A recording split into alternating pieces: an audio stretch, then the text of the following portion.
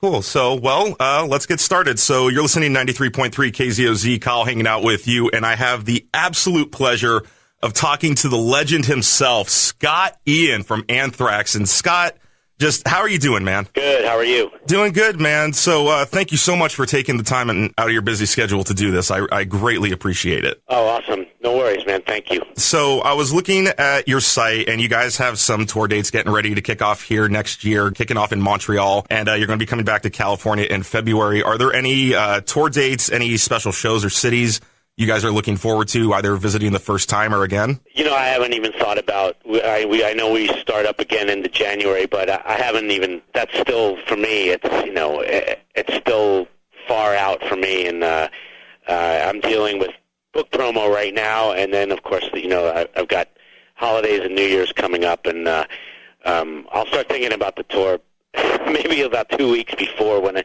have to start warming up on guitar. But right now I'm really kind of checked out from that whole world, just trying to have a break, actually.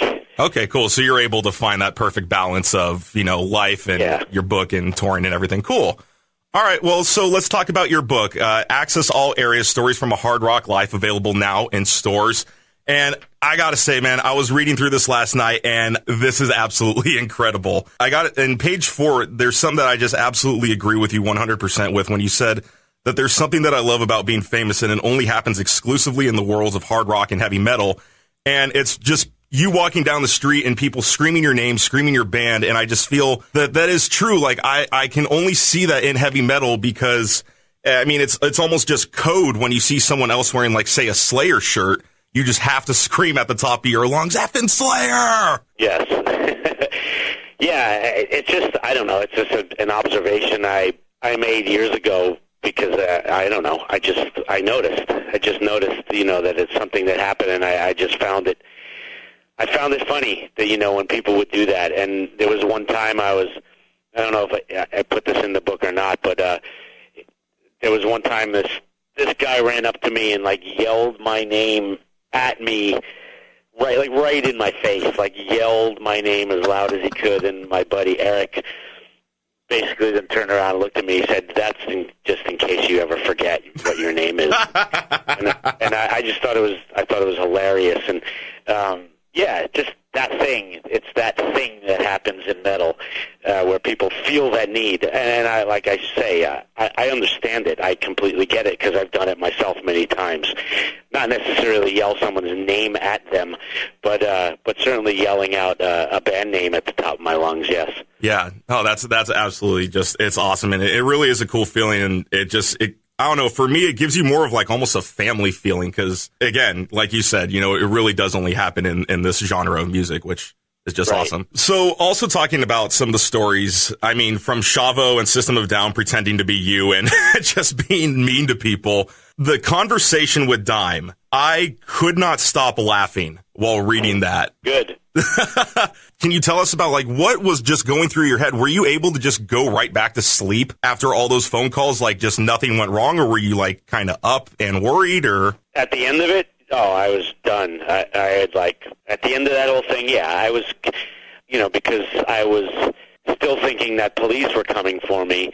Yeah. But I didn't care anymore. And obviously I'm not going to give away the payoff of that whole thing. But right. Yeah, at the end of that phone call, I was done. I was just so blown away and burnt from the whole thing. I was right to sleep, right to bed. Woke up the next day and realized the cops never came, which was great. And and I had an awesome story to tell. The other awesome story, which your most asked question, the Fruit Loops chapter. We won't have to talk about that, because people just need to get the book and read that chapter. But my question is, do you regret going backstage that night? No, I can't say I regret. I don't regret it, because I wouldn't have had the story. That doesn't mean I'm thrilled by the events of the story, but no, I don't regret it happening. Is there anything that you can even possibly think of with your imagination that could shock you anymore after some of the things that you've seen throughout your life? Well, yeah, plenty. I mean, truly horrible things. There are plenty of things on the news every day that shock me. Right. But if you're talking about, like, let's say, in the world of music and touring, there wouldn't be anything.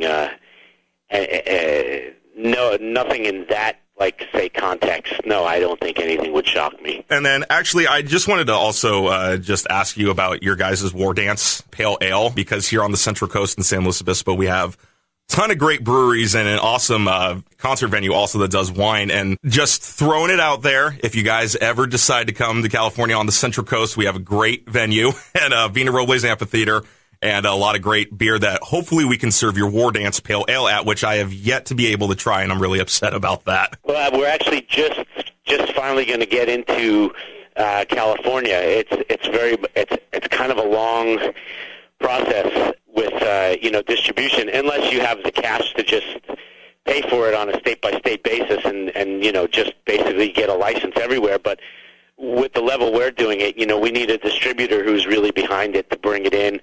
And looks like we finally have a distributor in Los Angeles who is really excited about it. And fingers crossed, after the new year, that's all going to happen, and then War Dance will be available in California. Oh, man, I would absolutely love that. And yeah, especially we have a lot of great craft breweries like Firestone and them here on the Central Coast, so that would just mix in absolutely perfectly with all of them. I'm really I've been in LA since 1989. I'm familiar with the Central Coast.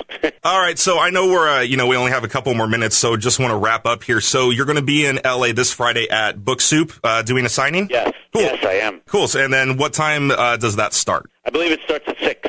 Cool. And then people can just come in, have them sign the book, maybe ask you like a question or two, or... Yeah, from what I did last time, if I remember, they basically set up chairs and stuff, and I think I'm going to do, whether or not I'm actually going to read from the book or just do a Q&A, but like usually sit and talk for 45 minutes or an hour, and then sign everybody's books, and if they bring Anthrax stuff along, I never have a problem signing that stuff either. All right, well, we'll wrap it up here again. Scott, thank you so much for taking the time out of your busy schedule to do this with me. I greatly, greatly appreciate it. And just, speaking personally here, I'm a huge fan of the music, man. And when the first time my brother was actually taking me to school when I was a little kid, he put on It's a Madhouse, and I fell in love the very first second. So just thank you to all of you guys in Anthrax for years and the lifetime of incredible music. Thank you.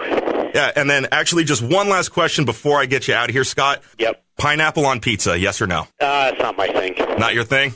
No, not for me. All right, well, that's settled a couple arguments here in the studio. Right on. All right, cool. Thank you so much, Scott. All right, cheers, man. Cheers, man. Have a great day. Bye. Bye. All right, the legend himself, Scott Mother effing Ian of Anthrax. Pick up his new book, Access All Areas, Story from a Hard Rock Life. It is in stores online now, and seriously, you need to pick up this book.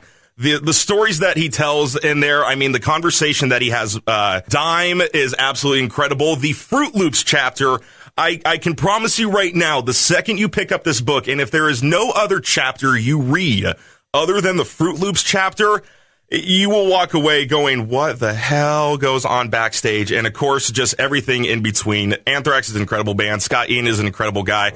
Wish I could have talked to him longer, but he's got a bunch of interviews to do today, so could only get a few minutes with him. So I'm Kyle with 93.3 KZOZ. Hope you enjoy that interview. And crank up the speakers and piss off the neighbors.